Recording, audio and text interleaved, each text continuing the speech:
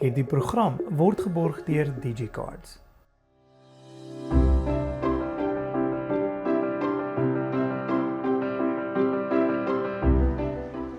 Hallo daar, baie welkom weer by Hart en Siel van die Tuinroete. Ja, ek sit hier in 'n pragtige plekkie in ons eie botaniese tuine hier in George. En saam met my kuier ek saam met Christian. Hy is die kurator van ons botaniese tuine. Baie welkom, Christian. Baie dankie. Christian, ek wil begin om te praat oor jou as persoon en hoe jy opgeëindig het hier. Jy is nou al hoeveel jaar hier by ons botaniese tuine? Ek sê 3,5 jaar nou. Waar het jou storie begin? Toe jy nou jonk was en jou liefde vir tuin en dan het jy 'n baie spesiale ding, is dat jy ken voëls so verskriklik goed. Gee vir ons so kortliks hoe jy tot hier gekom het.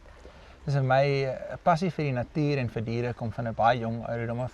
My ouers is ook lief vir die natuur en my pa het my baie in die natuur ingevat om te gaan roei. Ek het in George groot geword, ek is hier gebore en ons het gaan roei op die Kaimansrivier, op die George Dam, op die Tourivier en dis nou toe ek baie jonk was, my laerskool daar en ek het toe my ouers het in 1997 'n huis gekoop naby die botaniese tuin. En ek het hier groot geword en baie kom stap in die tuin, in die vroeë dae van die botaniese tuin. En ek was aan die begin maar soos enige seentjie lief vir groot diere en leeu's en olifante, maar mens kry hulle nie regtig in om George nie. So, ons is bly. Ek begin lief raak vir voëls, want ek het ontdek dat daar's ongelooflik baie voëls in die tuinroete. En ek het begin leer van voëls en ek het my ouma se voëlboek gekry, Afrikaanse Sassel voëlboek en ek het begin deurblaai en die voëls baie interessant gevind. Ek het begin voël kyk hier veral in die botaniese tuin en in Fernridge langs die botaniese tuin. In 2003 het 'n groot bekende voëlkenner en skrywer Pieter Gien afgetree in George. Hy het geskryf George toe van Zimbabwe af waar hy gewerk het vir baie jare. En hy het 'n voël praatjie gegee in die George Museum daai tyd. En omdat my ma geweet het ek is lief vir voëls en ons die tuisonderrig gedoen het, sy ons gevat om die voëlpraatjie te gaan luister en daar het ons hom ontmoet. Toe vra sy vir hom of hy 'n kursus kan bied aan die homeschool groep van George, die tuisonderrig groep, om die kinders meer bewus te maak van voëls en voëlkyk. En hy het ingestem op soos 'n 6-week kursus, 'n diepte kursus oor voëlidentifikasering. Dit klink was my baie spesiaal. Ek het uitgesterk in daai kursus. Ek het dit verskriklik geniet. Sal jy sê ons moet so iets aanbied weer? Hy doen nog steeds. Hy bied nog steeds sulke kursusse aan. Fantasties. Ja, en ek hoop om self eendag sulke kursusse te kan aanbied vir mense en in sy spore te loop. Hy het my verskriklik baie geleer van wat ek nou weet van voëls, het ek by hom geleer. En ook van gids, want toe ons nou klaar met die kursus, hy is 'n voëlgids en hy het mense op toere gevat te begin en my saamsleep. Ek was self sy ore gewees. Hy het bietjie gehoor probleme en ek sê vir hom gesê ek hoor daai geelkeelsanger bo in die bome en dan sal hy hom dadelik raak sien. En so het ek geleer van hoe om 'n gids te wees. Hy het vir my al die jou mentor in hierdie hele proses wat jy in was. Absoluut. Ag, wat 'n belangrike persoon in 'n jong man se lewe of 'n jong kind se lewe, né? Ja, hy het 'n groot rol gespeel in my ontwikkeling as gids en my passie vir voëls. Definitief het hy 'n groot rol gespeel. Awesome. Sê vir my, jy's nou goed met voëlklanke. Hoe leer mens om voëlklanke na te maak? Is dit tong, is dit keel? Hoe doen jy dit? Hoe luister jy en hoe gebruik jy jou mond om daai klanke te doen? Daar is verskeie maniere wat mens kan gebruik. Die maklikste is natuurlik om te fluit. Mens kan verskillende voeltjies namaak deur te kan fluit, soos byvoorbeeld die lawaaimaker Jan Frederik het 'n eentonige seesaw fluitgeluid. Julle ken die Piet my vrou. En dan staan die koekoek is die maklikste. Die swart koekoek, hy sê I'm so sad. So dit is 'n maklikie om te onthou. Die mooi meisie koekoek of African emerald cuckoo sê pretty Georgie. So mens kan hulle so onthou, maar dan is daar baie voëls wat meer blaasgeluide het. Soos byvoorbeeld die duwe, die groot ringduif of red-eyed dove. En hulle maak ook met my hande na. Ek het geleer ek onthou dit as kind. Ja, as mens kan so fluit deur oor my se hand te blaas. Mens maak 'n holte. Doen vir ons daar 'n voorbeeld. So dan die duif sal my sê, die groot ringduif sê I am a red-eyed dove. I am a red-eyed dove.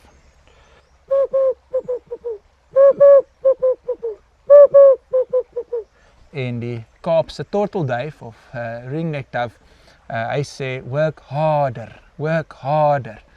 En so dalk op 'n Vrydagmiddag sê hy dalk drink lager, maar hy klink so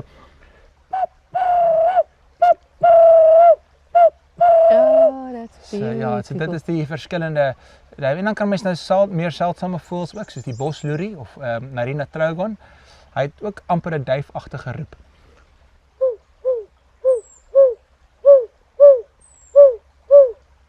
Dis so mooi. Dit is daar's baie maniere hoe mens voëls so kan namaak. Ander geluide soos die vleiloerie is nou 'n bietjie moeiliker om te maak. Dit so mens moet dan meer mense mond op ander maniere gebruik, maar en dit help as mens voeltjies probeer namaak deur mense mond te gebruik as mens kan, want dit klink dan vir die ander voëls of dit 'n amateur voël is. Dis nie 'n volwasse voël nie. En dan kom kyk hulle watse voeltjies hier in my gebied. So dit as mens dit kan maak, maar daar's vreeslik baie voëlgeluide wat moeilik is om na te maak. Die suikerbekkies se hoë klankies wat hulle maak.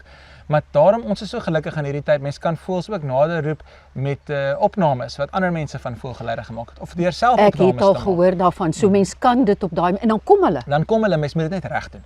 As mense dit te hard doen, dan dink hulle hier kom Goliat aangestap of aangevlieg.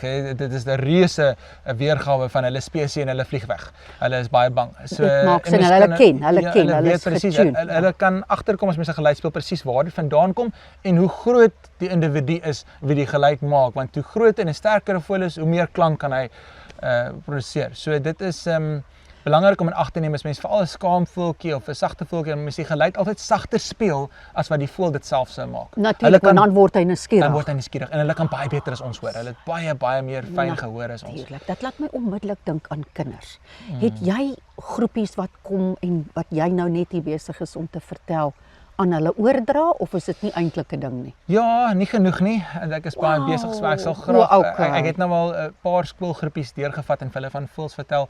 Ek sal graag meer betrokke wil raak daarbey as waar geleenthede kom om kinders te vertel van voëls. Mens voel net as die kinders daai koneksie kan begin maak, dan embrace hulle dit meer, né? Ja. En jou betrokkenheid nou hier by die botaniese tuine. Dankie vir daai pragtige vertel van al die voëls en goed. Jou betrokkenheid by die botaniese tuine. Hoe het dit gekom dat jy besluit het ek wil hier kom werk of is dit maar 'n gesamentlike ding met die groot word dat jy deel geword van die familie hier? Ek het nee, dit was nie so, ek dink dit was baie spesiaal vir my om te kon terugkom na die botaniese tuin toe, want ek het hier groot geword en ek het baie in die tuin gestap en gesien hoe hy ontwikkel en ek het self drome gehad vir die tuin toe ek 'n kind was. En maar toe ek nou klaar studeer het, ek het natuurbewaring studeer na skool. Ek was my ma was baie braaf. Ons is 4 kinders. Ek is die oudste en dan het 2 susters en 'n boetie en ons het ons gehomeskool, het ons getuisonderrig. Wow. En toe ek klaar gemaak het, ek het deur Cambridge matriek geskryf, toe het ek by Saasveld, die Nelson Mandela Universiteit, het ek natuurbewaring geswat en daarna het ek 'n pos gekry as 'n gids, 'n veldgids.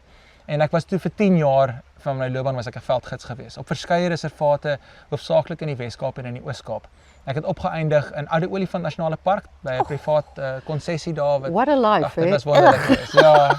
It's awesome. Honderde olifante gesien al my lewe en leeu's en so swart renosters en so daar en ek kon altyd in die veld, ek het 8-9 ure 'n dag in die veld spandeer.